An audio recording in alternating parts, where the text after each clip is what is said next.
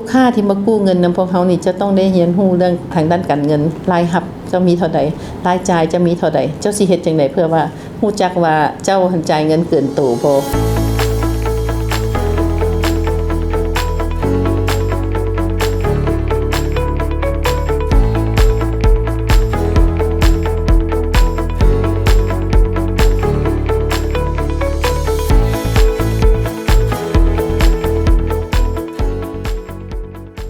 ข้าพเจ้าชื่อนางขันมณีสุธรรมวงศ์เป็นผู้อำนวยการของสถาบันการเงินจุลภาคประตูคำตั้งอยู่บ้านวัดจันทร์เมืองจันทบุรีนครหลวงเวียงจันทร์ได้รับการสั่งตั้งมาตั้งแต่เดือน9 ปี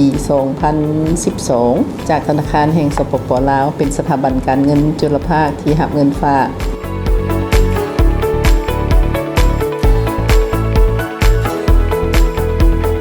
พวกเขาเปิดกล่องประชุมประจำปีของสมาชิกสมาคมการเงินจุลภาคของประเทศลาวนี้พอดีเพิ่นก็มีข้อมูลเว้าให้พวกเขาฟังว่าเพิ่นจะพิจารณาให้สถาบันการเงินจุลภาคนี้มีนโยบายในการสามารถรับเงินกู้ตัวนี้ได้เพิ่นเปิดกว้างให้ทุกคนนะสามารถเข้าถึงได้เงื่อนไขของเพิ่นก็ต้องมีธุรกิจเป็นของตัวเองมีทะเบียนมี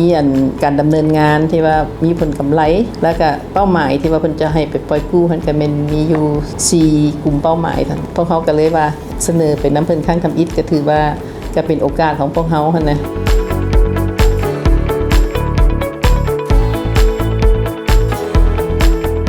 หลังจากได้เงินกู้ตัวนี้มานี่มันก็คล้ายๆกับว่าดีใจทั้งผู้ได้รับ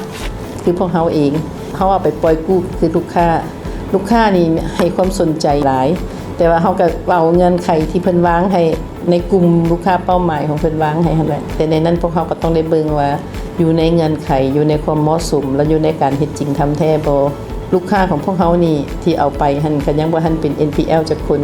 ซึ่งมันแสดงออกผลงานอยู่บันใดอยู่บันว่าลูกค้าของพวกข้าพเจ้านี่แม่นได้เป็นลูกค้าดีเด่นของทสว.เงินที่เขาเจ้ากู้ไปนั้นสามารถเอาไปต่อยอดได้ก็มีธุรกิจที่เขาเจ้าเลี้ยงปลาสวยงามบ่มีธุรกิจที่เขาเจ้าเลี้ยงสัตว์แดปลูกพืชแดส่วนพวกเขาเองแน่นอนพวกเขาติดตามตลอดลูกค้าที่มากู้เงินนำพวกเขานี่จะต้องได้เรียนรู้เรื่องทางด้านการเงินรายรับจะมีเท่าใดรายจ่ายจะมีเท่าใดเจ้าสิเฮ็ดจังได๋เพื่อว่ารู้จักว่าเจ้าจ่ายเงินเกินตัวบ่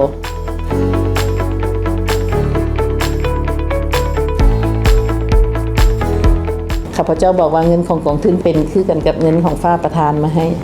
ให้กับผู้ที่ด้อยโอกาสสามารถไปดำเนินธุรกิจของข้าเจ้าได้เป็นเงินกู้ที่ว่าดอกเบี้ยก็ต่ำเป็นเงินกู้ที่ระยะยาวเฮามีความรู้สึกประทับใจที่สุดแม่นเรื่องเงินที่สร้างความเข้มแข็งให้ทั้งสถาบันของเฮาเองและลูกค้าถือว่ามันเกิดผลประโยชน์หลายกลุ่มลูกค้าของพวกเฮานะตอนนี้เขาเจ้าก็สามารถต่อยอดเฮ็ดผลิตภัณฑ์ของเขาเจ้าออกมาได้ก็ถือว่าเฮาเป็นเงินกู้ที่ให้โอกาสกันอีหลี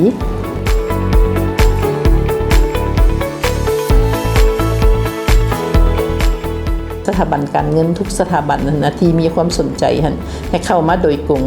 หาห้องการทสว.เลยหั่นก็ได้เนาะถ้าว่าบ่ดังนั้นก็ติดต่อเพิ่นทาง Facebook ทางMessenger ของเพิ่นก็ตอบมาทางเฮาอย่างด่วนโลดฉะนั้นบ่ต้องลังเลใจว่าเอายากบ่ต้องกล้าเข้ามาเนาะกล้าเข้ามากู้ยืมซึ่งว่าเพิ่นก็เปิดกว้างอยู่แล้วเฮามากู้เงินของทสว.นี่ถือว่าดีที่สุดคือเฮาบ่ได้ลงทุนโฆษณาเพิ่นจะเป็นผู้โฆษณาให้เฮาเพิ่นออก Facebook ออกมาหยังซึ่งว่าบ้านเฮาก็นิยมเล่น LINE เด้คนก็สามารถติดตามได้เข้าไปเบิ่งอยู่ในตัวนั้นหั่นนะพวกเขาก็เรียนรู้ก็เห็นจากหั่น